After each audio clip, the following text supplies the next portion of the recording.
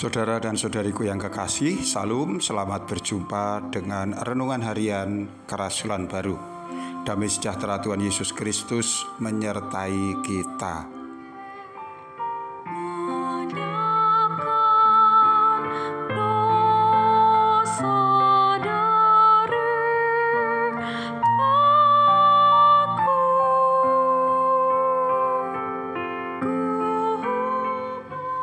Marilah kita siapkan hati, kita mendengarkan bacaan bagian Alkitab dari Yohanes pasal 5 ayat 6 dan 8. Ketika Yesus melihat orang itu berbaring di situ, dan karena ia tahu bahwa ia telah lama dalam keadaan itu, berkatalah ia kepadanya, "Maukah engkau sembuh? Bangunlah, angkatlah tikarmu dan berjalanlah."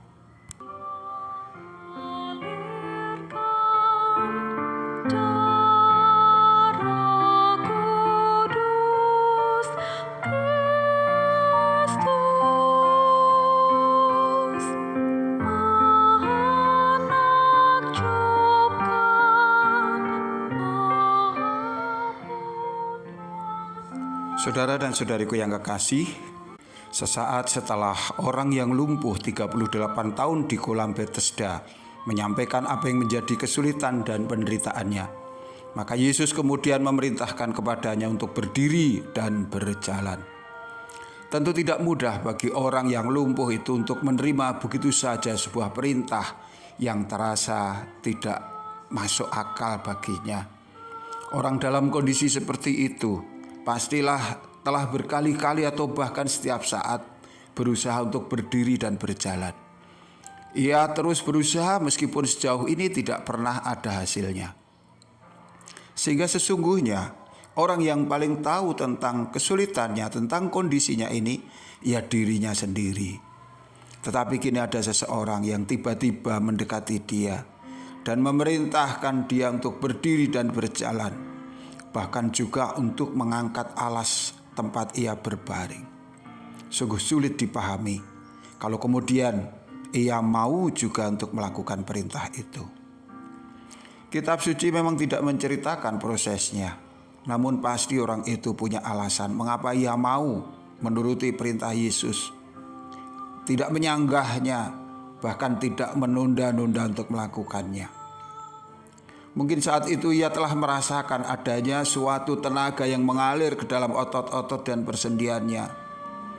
Atau mungkin ia dapat mengenali pancaran tenaga kuasa yang berasal dari Yesus yang memerintahnya memasuki jiwanya. Atau misalnya semua itu tidak ada faktanya, memang ia tetap melakukannya. Saudaraku yang dikasihi Tuhan, untuk dapat memahami perintah Tuhan, kita juga butuh bergumul untuk mengalahkan pertimbangan-pertimbangan kita sendiri, pikiran-pikiran kita. Seringkali orang tidak sadar bahwa mereka telah begitu yakin dengan pendapat pribadinya sendiri, yakin dengan pemikirannya, dan kemudian pemikiran itulah yang menguasai dirinya. Orang yang demikian pasti akan kaget, shock, ketika ternyata mendengar firman Tuhan yang berbeda dengan pendapatnya, dengan keinginannya. Jika hal ini terjadi, maka yang menjadi penentunya adalah diri orang itu sendiri. Maukah orang itu menundukkan diri di bawah firman Allah? Sanggupkah ia menaruh di latar belakang segala pendapat pribadinya dan kemudian lebih mengutamakan, mengedepankan firman Tuhan? Ini tidak selalu mudah, saudaraku. Adalah tidak mungkin bagi manusia untuk mendebat Allah agar Allah mau mengubah firman-Nya misalnya. Kitalah yang harus tahu diri. Kitalah manusia yang berkekurangan. Allah lah yang Maha Kuasa. Sehingga sudah seharusnya jikalau kita berbeban berat dan kita berharap sesuatu yang baik, pastilah kita akan berserah kepada Tuhan. Kisah pemuda kaya yang datang kepada Yesus adalah sebuah pelajaran penting. Markus 10 ayat 17 dan seterusnya. Pada awalnya pemuda ini memiliki sebuah keinginan yang sangat baik, yaitu untuk dapat memperoleh hidup yang kekal. Dan ia telah tepat datang kepada figur yang paham mengerti tentang apa itu hidup kekal. Namun ketika Yesus memberinya petunjuk, ternyata itu dirasanya berbeda jauh dengan apa yang dipikirkannya, berbeda jauh dengan pertimbangan-pertimbangannya. Maka apa yang terjadi kemudian? Ia memilih untuk mengikuti pikirannya sendiri dan mengabaikan perintah Tuhan. Kalau demikian, apa yang kemudian terjadi? Apa yang ia dapatkan? Apakah ia dapat meraih keinginannya untuk hidup yang kekal? Saudaraku, memang sering Tuhan memberikan perintah yang bagi kita manusia ini terdengar tidak masuk akal dari standar umum manusia. Namun karena kita tahu bahwa perintah Tuhan itu senantiasa benar dan baik, maka mari kita terima dan tanpa menunda-nunda lagi untuk segera melakukannya. Misalnya perintah yang terasa aneh, berat dan tidak masuk akal, yaitu untuk mengasihi musuh-musuh. Perintah untuk memaafkan kesalahan orang sampai dengan 70 kali 7. Atau perintah agar kita menyerahkan pipi kiri kita kepada orang yang menampar pipi kanan kita. Ini berat, saudaraku.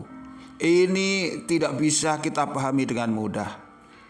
Tetapi mari kita pikirkan, bukankah jika manusia mau melakukannya, melakukan perintah Tuhan ini, akan ada sesuatu yang luar biasa yang diperoleh oleh manusia itu sendiri, di mana dunia akan damai, tentram, tenang, tanpa adanya konflik maupun pertikaian. Di mana-mana yang namanya pertikaian, perang, konflik senantiasa terjadi karena adanya balas membalas kesalahan, bukan mengampuni, bukan memaafkan. Saudaraku yang kekasih, adalah Tuhan yang selalu datang mendekati kita manusia. Ia datang bukan hanya menyapa kita, melainkan juga menawarkan kemurahannya. Kita ini adalah penderita lumpuh rohani. Tuhan bertanya, maukah engkau sembuh? Kini tergantung kita bagaimana kita meresponnya. Baiklah kita manfaatkan saat-saat yang penuh kemurahan ini dengan bijak. Jangan kau mengikuti pikiranmu sendiri, tetapi taruhlah perintah Allah, firman Allah pada tempat yang utama. Tuhan memberkati kita. Sampai jumpa. Amin.